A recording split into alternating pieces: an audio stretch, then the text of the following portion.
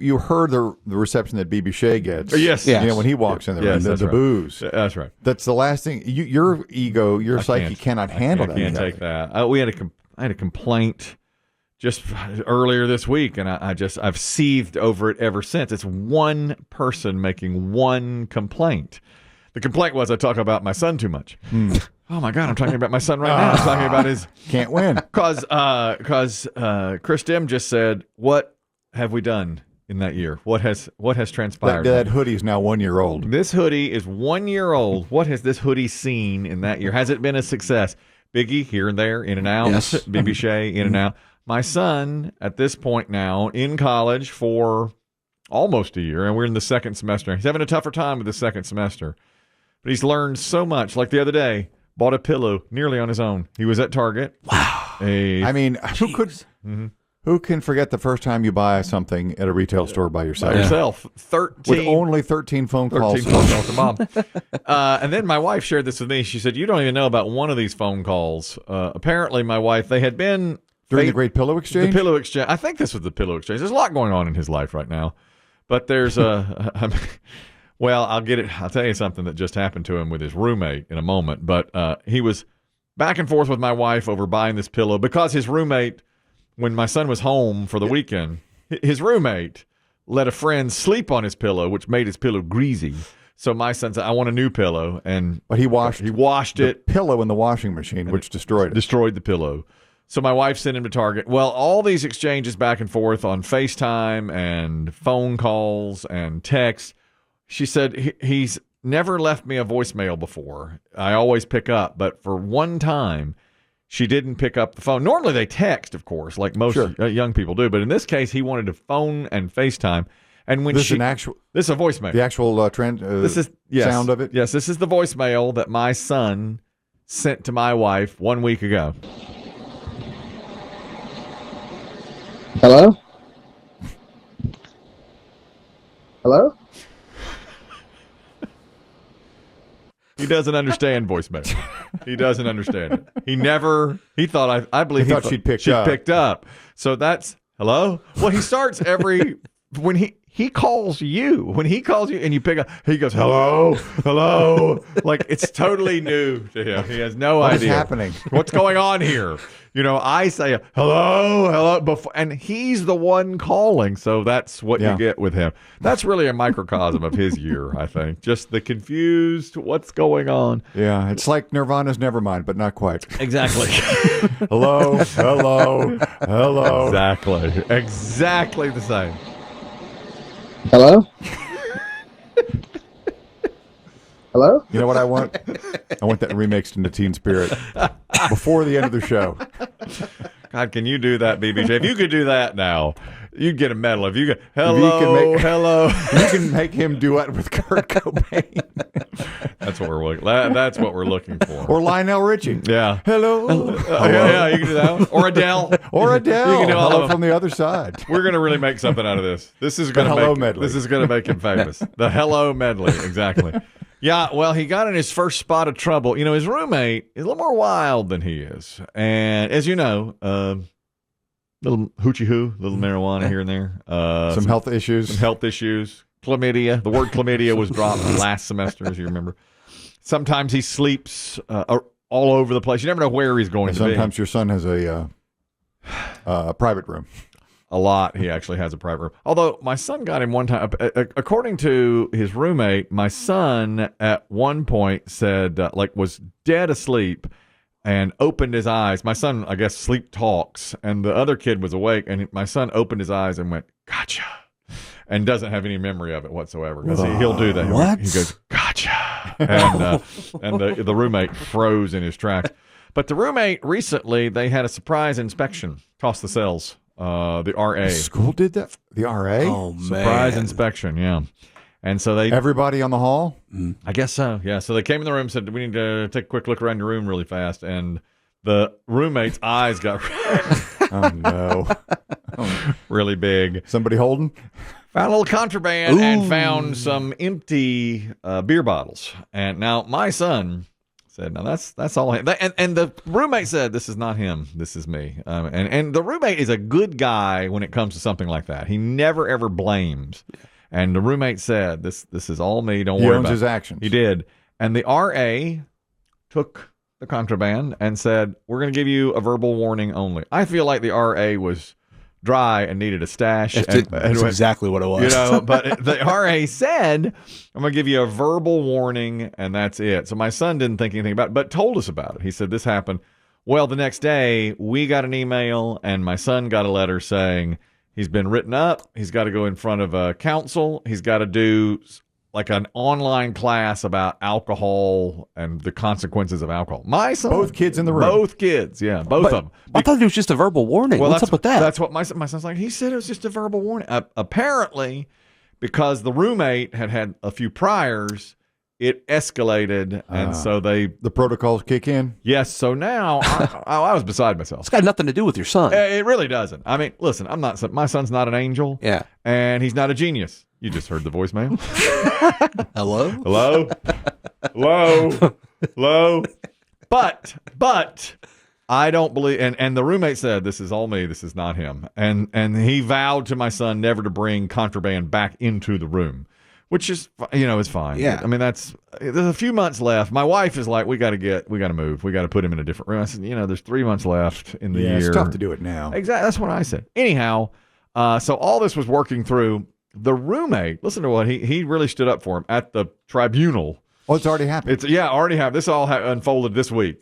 He went to the RA, and then he went to the little get-together and said, this was me. This was not him. I take full responsibility. By the way, the class was going to cost $75, the online class. So now they've dropped charges against my son because the roommate, I was proud of him for that. I mean, the roommate walks a little bit of a different path, but like a lot of college students do, But so he did really step up. He didn't blame my son on that. And then he vowed never to bring the stuff back into the room again. That's all there is to it, Well, you hope he's learned his lesson, as Chris Kelly would say, and you hope that that's accurate. We hope so, exactly. So anyway, we'll be there. I'm not even going to see him. Pass through to see your boy? Well, I said to him what I wanted to do was get up very early tomorrow morning and meet him for breakfast. It was an hour drive to my son's college. And he's like, nah, bro, don't worry. I texted him and said, I can be at your school at 8 a.m. But I got to get back. And I said, let's have breakfast. And then I've got to drive back for work because we've got another show in Salisbury in North Carolina on Saturday. Sold out. And that one's sold out. And of course, I said, I got to get back. And he's like, nah, bro, I'm probably not going to wake up before. I'll see you at sunrise for breakfast. It's on me. My treat. That's what I said. I said, would you like a hearty, wholesome breakfast? And he said, I don't think so. So he eschewed the chance to see dear old dad. He said, I'll come home for the Super Bowl. That'll be good enough, and we'll see each other then. He's got a 5-day weekend, right? Okay. Yeah, he does. With his academic calendar? It's another way he's worked it, yes, with his academic calendar. Oh, yeah. And there's another. A 4.5 day. He's Thursday at 10:30. 10:30 a.m. is the end of his. Tuesday at 10 a.m., back. So it's really, that's a good 4 days, isn't it? That's a nice weekend for him. So he can come home. He'd come home for the Super Bowl, drive back on Monday. Another one of these Two Guys Named Chris Comedy All-Star shows. Big tour this year. We've added cities. We're in Savannah this year. We're in Myrtle Beach this year. You didn't hear this exchange yesterday. You're aware, BB Shade, that I've become known as the smug bubbler. Oh, yeah, 100%. I've noticed. You were really the target of for smug bubbling when you ate beef tips and biscuits up in the meeting about 10 days ago.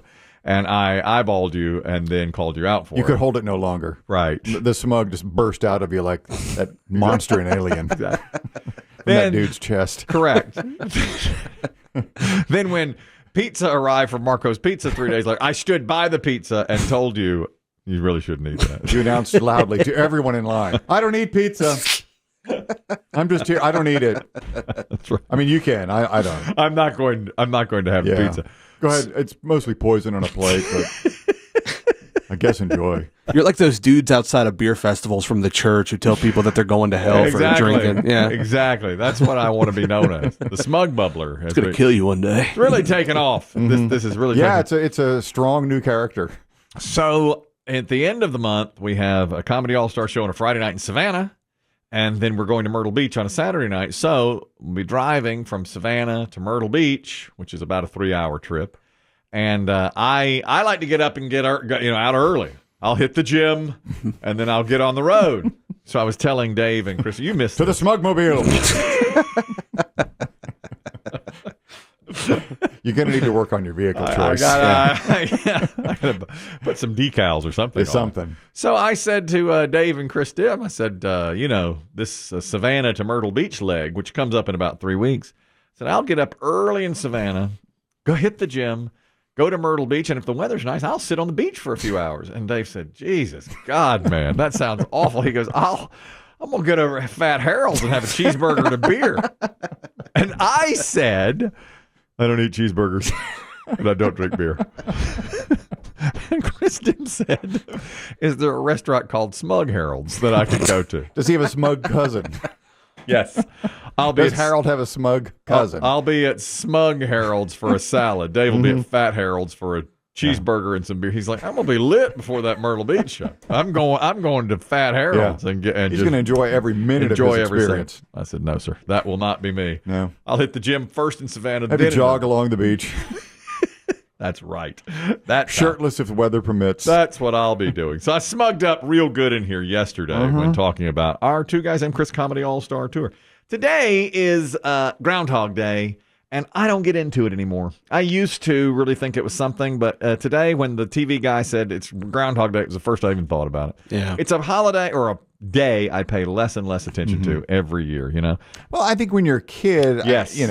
Before the internet, before cable TV, yes, that's how, it was kind of a fun thing. Agreed. Because there was only one groundhog that I knew about. Punxsutawney Phil. Yeah, and that's, the radio stations would talk about it, and you'd see grainy video at the end of the newscast. Right. And so I thought that's a pretty neat thing, but now... Then it became a movie, and now it's, and now other towns do it. Some of them do it cooler, other than groundhogs. They do.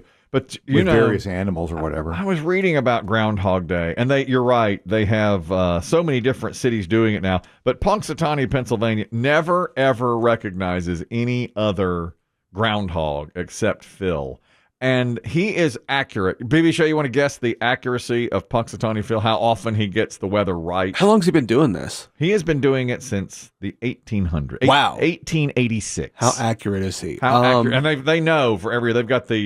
They've got It's either long winter or early spring. Yeah. Correct? Yeah. If he sees his shadow, he hides, and that is long winter, right? And if he doesn't see his shadow, it's early spring. Early spring. I think that's right.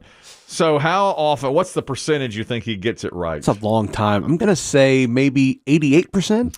39. Oh, baby. Oh, Lord. 39. I don't know why I thought this rat was smart. It is not. 39%. And if the original ones, you were asking how long it had gone on, in the 1800s, they ate Punxsutawney Phil after when they pulled him out of his hole? Yes. He predicted the weather, and they cooked him up. Why do they still do it if he's so bad at it? It's such a tourist thing now. When the movie came out with Bill Murray, they used to get an average of 2,000 people showing up to see the Groundhog. Now it's like 20,000. That's on my bucket list to go to Groundhog Day because of the movie. Yes, just because I think it would be a blast to drink and then watch a groundhog come out of his cave. Well, that's why they're so protective of it, and they love it. And, that's the spot, like for all the Groundhog universe, it's Punxsutawney. And because the movie came out 30 years ago, since then, it's been going up and up and up. Their biggest one was in 2020. They had 40,000 people there. Wow. And then in 2021, they had 0 because it was COVID. That was pre-COVID, right? Yeah. It was the very last thing before. You remember it struck like late February of 2020. So they had 40,000 people there. And then it got 0 the next year, and they've been building back up since. Now, last year, they had 25,000. When do you think people start lining up? I mean, are you allowed to show up the night before, tailgate and camp out? I think people do tailgate the night before. Probably so. Because it's, you have to do it by dawn's early light. And it's an all-night thing, all-day thing. You can't start drinking early if you... Yeah, right. Unless you start the night before. I'm sure they're out there now, ready for the groundhog. There was a groundhog in a different city in New Jersey named Milltown Mel, and he was a headliner until 2 years ago. He died, and they've canceled the celebration last year and this year because, quote, they have not found a suitable replacement for Milltown Mel. When they do, they'll redo do it. They'll Is that have because it the creatures tend not to like human beings? I think that must be. I think that must handled? be it. Yeah, probably so. Well, and PETA every year says we should just flip a golden coin because these animals don't like to be handled exactly. But I thought, how hard is it to find a suitable replacement for a groundhog? Apparently more difficult than you'd think.